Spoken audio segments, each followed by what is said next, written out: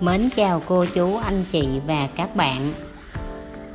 Những cơn mưa đầu mùa thường là nguyên nhân dẫn đến nhiều cơn ho, dai dẳng khiến bạn mệt mỏi và khó chịu.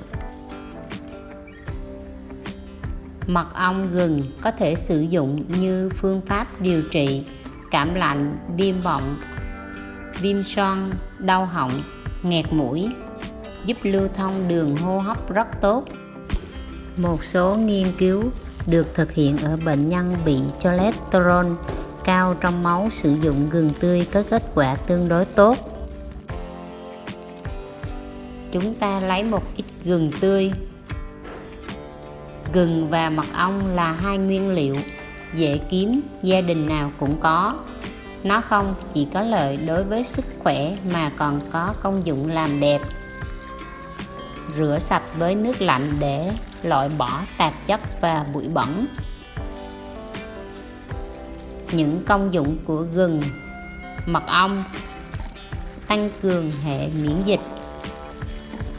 Mật ong gừng chứa nhiều chất chống oxy hóa và vitamin C, có tác dụng tăng cường hệ miễn dịch, giúp phòng chống các bệnh liên quan đến đường hô hấp, giảm đau và viêm. Gừng có tính chất kháng viêm và đau, có thể giúp giảm đau và viêm trong cơ thể. Mật ong có thể kháng khuẩn, làm dịu, giúp giảm các triệu chứng viêm khớp, đau cơ và đau đầu. Bạn nên chọn những củ gừng già, bề mặt gân guốc vì chúng chứa nhiều tính chất. Bạn có thể lựa chọn bằng cách ngửi thử. Gừng thường sẽ có mùi thơm đặc trưng khá nồng, gọt bỏ vỏ ngoài. Với người kén ăn, chán ăn do bệnh, có thể sử dụng gừng tươi với lượng vừa phải mỗi ngày để điều chỉnh lượng đường trong máu, kích thích quá trình tiêu hóa, hấp thu dinh dưỡng tốt hơn. Nó hỗ trợ đường tiêu hóa. Gừng có tính chất kháng viêm và ức chế sự phát triển vi khuẩn có hại trong đường ruột, giúp giảm các triệu chứng khó tiêu và đầy hơi. Mật ong có khả năng kháng khuẩn và chống viêm.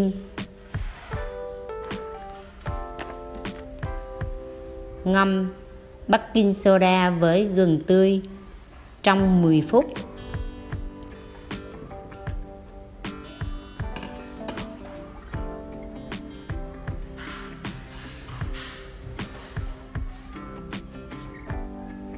Mật ong có khả năng kháng khuẩn và chống viêm, giúp giảm viêm đường hô hấp, bổ sung năng lượng và giảm căng thẳng. Gừng và mật ong sẽ giúp bạn tăng cường năng lượng và giải tỏa căng thẳng, giúp bạn tập trung tốt hơn và cảm thấy tỉnh táo. Sau 10 phút, chúng ta rửa sạch lại với nước. Nó giảm cholesterol và đường huyết. Gừng có thể giảm mức đường huyết và cholesterol, giúp giảm các nguy cơ mắc bệnh lý liên quan đến đường huyết và tim mạch. Rửa sạch củ gừng, cắt lát mỏng. Gừng giảm cholesterol và đường huyết. Gừng có thể giảm mức đường huyết và cholesterol, giúp giảm các nguy cơ mắc các bệnh lý liên quan đến đường huyết và tim mạch.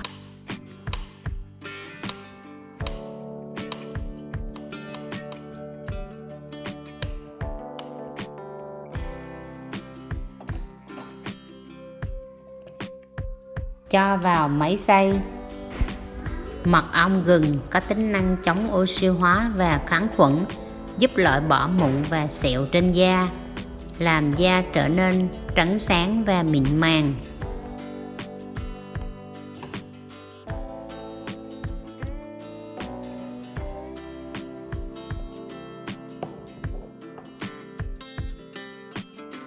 Tính nóng ấm đem lại tác dụng chữa cảm lạnh. Sốt tuyệt vời với củ gừng tươi, đặc biệt khi dùng cùng nước ấm sẽ có tác dụng làm giãn mao mạch, đẩy nhanh quá trình tiết mồ hôi, hỗ trợ tuần hoàn máu. Vì thế, khi thời tiết lạnh, sử dụng gừng tươi sẽ giúp làm ấm cơ thể, vừa ngăn ngừa virus hợp bào mô gây bệnh.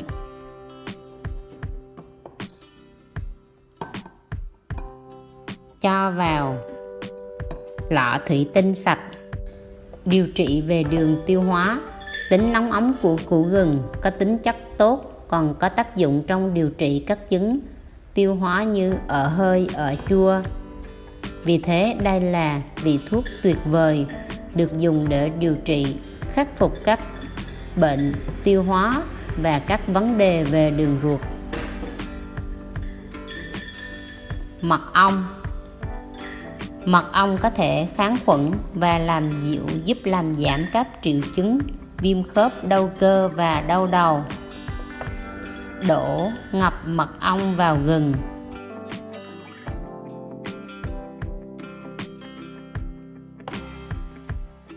Trộn đều thành phần tốt.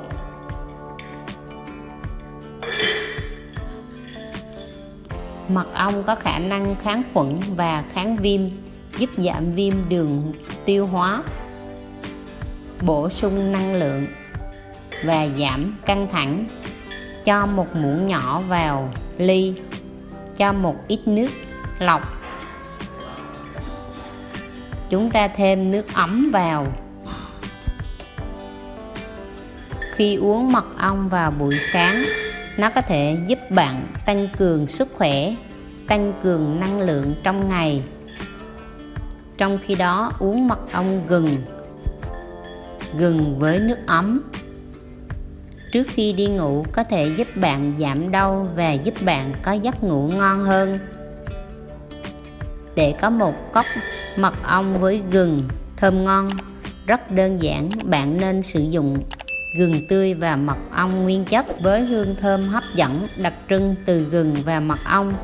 Khi thưởng thức sẽ có vị hơi the cay của gừng nhưng được trung hòa lại nhờ mật ong có tác dụng làm dịu cổ họng của bạn, giảm những cơn ho hiệu quả.